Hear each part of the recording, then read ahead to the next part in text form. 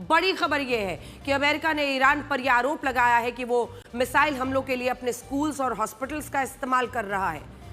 America के secretary of defence यानी जिनको आप रक्षा मंत्री कह सकते हैं, पीट हेग्सेथ का आरोप है कि ईरान ने खाड़ी के मुस्लिम देशों पर जो मिसाइलें और आत्मघाती ड्रोन्स दागे हैं उनके लिए स्कूल्स और हॉस्पिटल्स की छतों का इस्तेमाल किया गया है। यह मिसाइल हमलों का वही पैटर्न है जिसे गाजा में हमास ने भी इजराइल के खिलाफ अपनाया था, और जब इजराइल ने इन स्कूलों और अस्पतालों पर बमबारी की थी तब इजराइल पर यह आरोप लगे थे कि वो अंतर्राष्ट्रीय कानूनों का उल्लंघन कर रहा है। लेकिन अब दावा है कि यही काम ईरान कर रहा है, और ऐसे में बड़ा सवाल यह है कि क्या अमेरिका इन स्कूल्स और हॉस्पिटल्स को भी निशाना बनाएगा। आज की एक और बड़ी खबर यह है कि अमेरिका के राष्ट्रपति डोनाल्ड ट्रंप ने आखिरकार इस युद्ध के बीच रशिया के राष्ट्रपति व्लादिमीर पुतिन से फोन पर बात की है। यहां सवाल यही है कि क्या राष्ट्रपति ट्रंप ईरान के खिलाफ लंबे युद्ध से डर गए हैं और इसीलिए अब वो राष्ट्रपति पुतिन से इसके अंत की बात कर रहे हैं, मदद मांग रहे हैं। राष्ट्रपति पुतिन को ईरान का पक्का दोस्त माना जाता है। आपने देखा होगा युद्ध जब से शुरू हुआ है पुतिन सीधा अमेरिका के खिलाफ, अमेरिका के इस हमले के खिलाफ बोल रहे हैं, युद्ध रुकने की बात कर रहे हैं, अमेरिका के इस हमले को ईरान की संप्रभुता पर सबसे बड़ा आघात कह रहे हैं। लेकिन बावजूद इसके ट्रंप ने आज फोन पर बात की है। तो वजह क्या थी? सबसे ज्यादा लोग यही मान रहे हैं इस वक्त कि डोनाल्ड ट्रंप अब लंबे युद्ध से डर गए हैं और वो मध्यस्थता का या सीज फायर का या युद्ध रुकने का कोई रास्ता ढूंढ रहे हैं। लेकिन ईरान झुकने को तैयार नहीं है, ईरान पीछे हटने को तैयार नहीं है। जब आयतुल्लाह खामेनी ईरान के सुप्रीम लीडर थे तब ईरान ने यूक्रेन युद्ध में उनकी काफी मदद की थी। उस वक्त ईरान ने रशिया को अपने शाहिद ड्रोन्स दिए थे, और ये वही शाहिद ड्रोन्स हैं जो अब खाड़ी देशों में तबाही मचा रहे हैं। इस हफ्ते द न्यूयॉर्क टाइम्स ने अपनी रिपोर्ट में यह भी बताया था कि रशिया इस युद्ध में ईरान की मदद कर रहा है, और राष्ट्रपति पुतिन ने ईरान को गोला बारूद देने में भी मदद की है। लेकिन आज राष्ट्रपति पुतिन से राष्ट्रपति ट्रंप ने फोन पर बात करके सबको हैरान कर दिया। बड़ी बात यह है कि यह फोन कॉल लगभग 1 घंटे तक चला है, 1 घंटे तक 60 मिनट। दोनों नेताओं के बीच आखिरी बार दिसंबर 2025 में बात हुई थी, और ईरान युद्ध में अब तक अमेरिका ने रशिया से कोई संपर्क नहीं किया था। लेकिन इस 1 घंटे की फोन कॉल ने सारे समीकरण बदल दिए हैं, और ऐसा माना जा रहा है कि राष्ट्रपति ट्रंप राष्ट्रपति पुतिन की मदद से इस युद्ध को रुकवाने की कोशिश कर सकते हैं। ये अटकलें इसलिए भी लगाई जा रही हैं क्योंकि राष्ट्रपति ट्रंप ने कहा है कि इस बातचीत में यूक्रेन युद्ध, ईरान युद्ध और कच्चे तेल और नेचुरल गैस के संकट पर चर्चा हुई, जबकि क्रेमलिन ने कहा है कि इस बातचीत में ईरान युद्ध को लेकर ज्यादा चर्चा हुई। और राष्ट्रपति पुतिन ने यह भी कहा कि अगर यह युद्ध आगे फैलता है तो इससे मिडिल ईस्ट के क्षेत्र में अस्थिरता बढ़ सकती है। इस बातचीत से आपको अमेरिका का असली चरित्र भी समझ आएगा। इसी अमेरिका ने रशिया के खिलाफ युद्ध में यूक्रेन की काफी मदद की। राष्ट्रपति पुतिन के देश पर 26,000 से ज्यादा प्रतिबंध लगाए। लेकिन आज राष्ट्रपति ट्रंप खुद राष्ट्रपति पुतिन को फोन घुमाकर उनसे ईरान युद्ध पर बातें कर रहे हैं। लेकिन दूसरी तरफ ईरान ने चाइना, फ्रांस और रशिया के युद्ध विराम की अपील को खारिज कर दिया, और यह कहा है कि वो फिलहाल सीज फायर के किसी भी प्रस्ताव को स्वीकार ही नहीं करेगा। और इससे यह स्पष्ट हो गया है कि यह युद्ध फिलहाल रुकने वाला नहीं। ईरान बिल्कुल भी झुकने को तैयार नहीं दिख रहा है। ईरान उसी तरह से सामने खड़ा है। बड़ा सवाल यह है कि ईरान ऐसा क्यों चाहेगा कि अमेरिका और इजराइल के खिलाफ उसकी जंग लंबी खींचे। तो इसके पीछे 3 बड़े कारण हो सकते हैं। अगर युद्ध लंबा खिंचता है तो अमेरिका पर दबाव बढ़ता जाएगा। उसके लिए यह युद्ध न सिर्फ खर्चीला, थकाऊ बन जाएगा, बल्कि इस युद्ध के कारण दुनिया में कच्चे तेल और नेचुरल गैस की किल्लत होने से अमेरिका निशाने पर आ सकता है। अभी तक तो डोनाल्ड ट्रंप बड़ी आसानी से कह रहे थे कि तेल की कीमतें बढ़ती हैं तो बढ़े, लेकिन यह दबाव इतना आसान भी नहीं। दुनिया में अमेरिका की जो मजबूत छवि है वो इस युद्ध के लंबा खिंचने से टूट सकती है। अमेरिका अलग थलग पड़ सकता है। अभी तक यही कहा जाता था कि अमेरिका जाता है जहां पर हमला करना होता है, करके निकल जाता है। लेकिन इस बार तो पूछा जाएगा कि आपने कहा था कि कुछ दिनों में हम तबाह कर देंगे ईरान को, लेकिन ईरान तो आपके सामने खड़ा है। इसके अलावा अगर युद्ध लंबा खिंचता है, ये ईरान की जीत होगी। संदेश ये जाएगा कि खामेनेई की मौत के बाद भी ईरान ने सरेंडर नहीं किया, वो लड़ता रहा और टिका रहा। बड़ी बात यह है कि इस युद्ध में अब ईरान अपने सबसे खतरनाक हथियार को इस्तेमाल कर रहा है, और ये हथियार कोई मिसाइल या गोला बारूद नहीं है। यह हथियार है वो समुद्री मार्ग जहां से अब तक दुनिया को 20% कच्चा तेल, नेचुरल गैस का निर्यात होता था।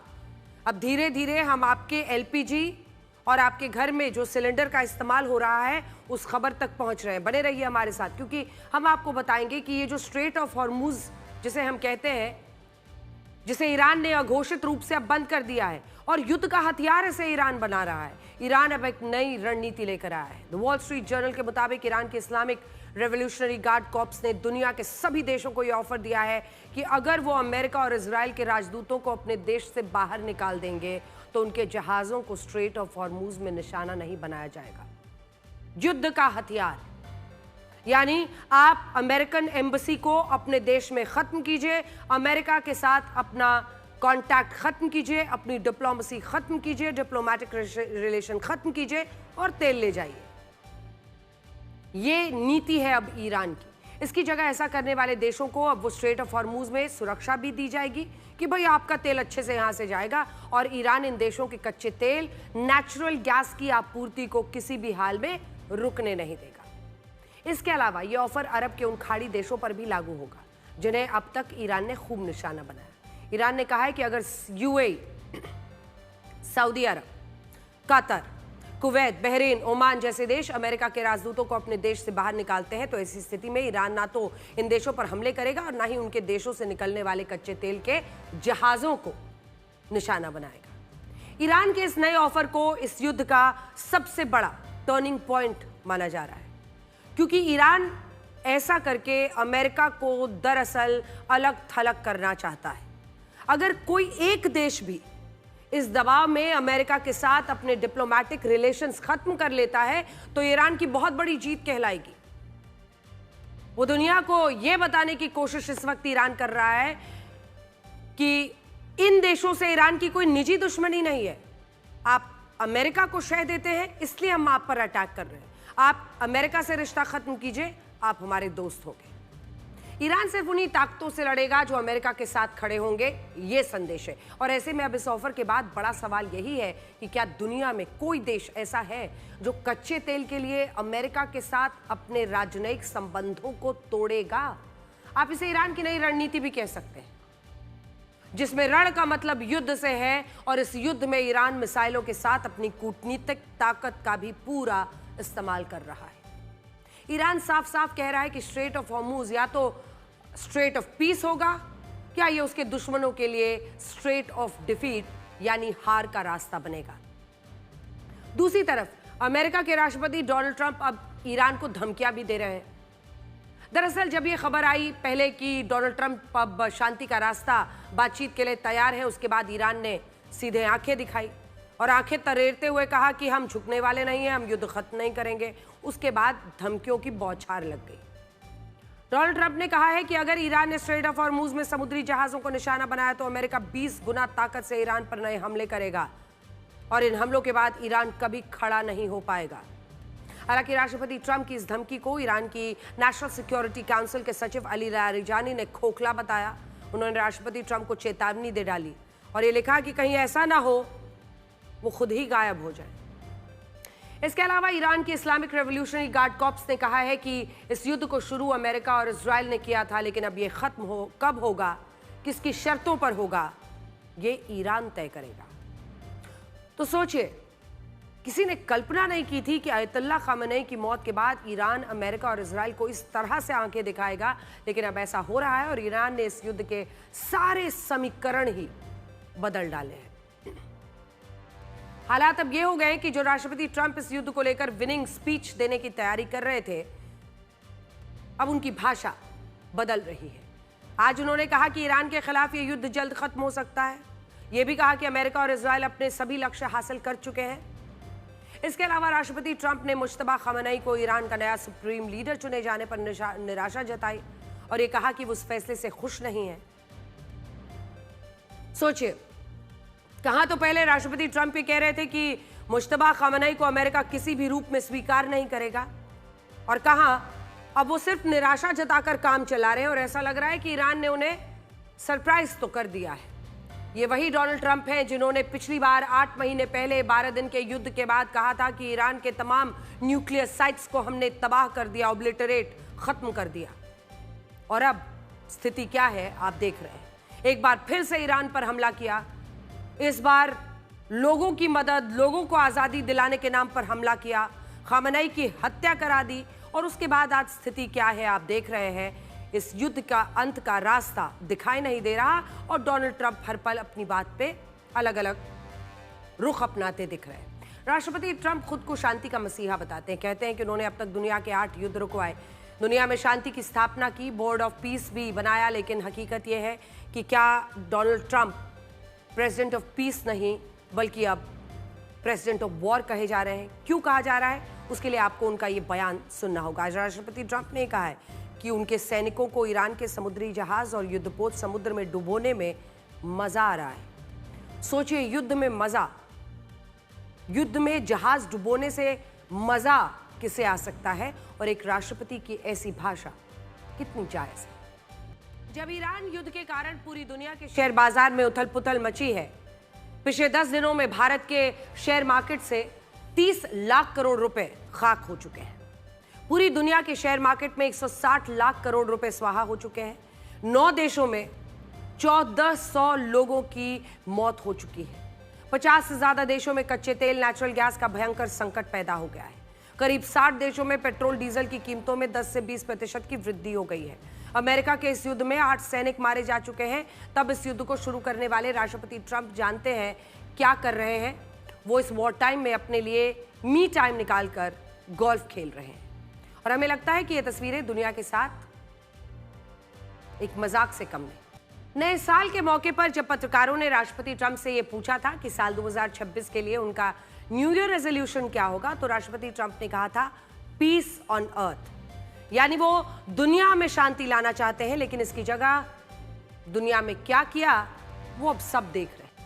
इस युद्ध में ईरान भले जीते ना जीते, लेकिन अमेरिका इस युद्ध को हार रहा है। और ऐसा हम नहीं कह रहे बल्कि ये बात पश्चिमी मीडिया लिख रहा है।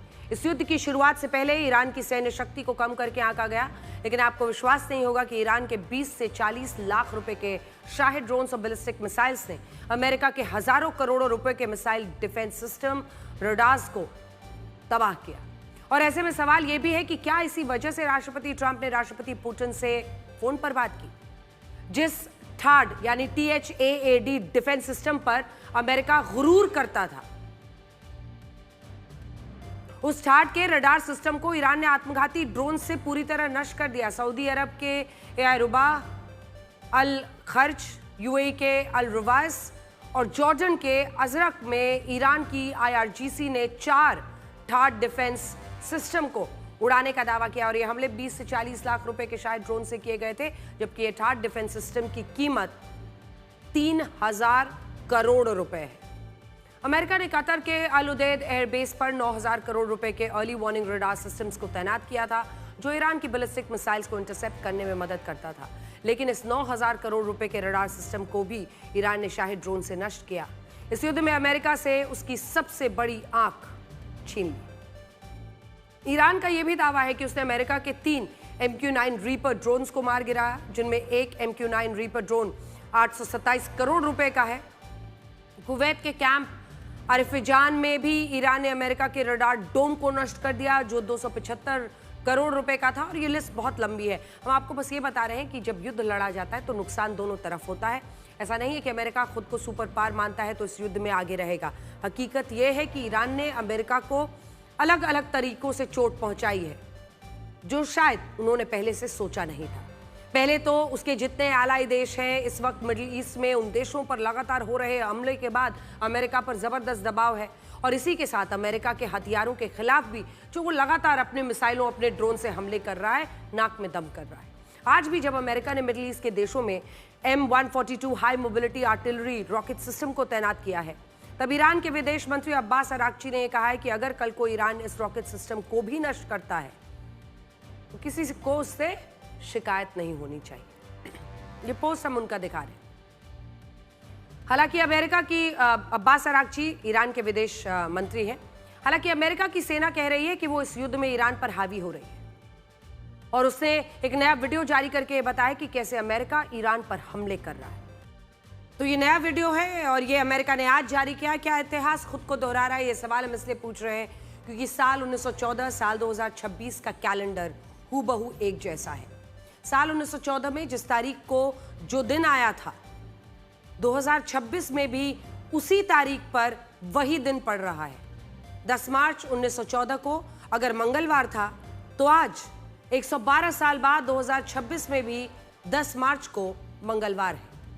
इन दोनों सालों का एक जैसा होना कई लोगों को परेशान कर रहा है और इसका कारण यह था कि 1914 वो साल था जब दुनिया में पहले विश्व युद्ध की शुरुआत हुई थी और साल 2026 वो साल है जब दुनिया तीसरे विश्व युद्ध के मुहाने पर खड़ी है और अब तक ईरान युद्ध की चपेट में कुल 14 देश आ चुके हैं।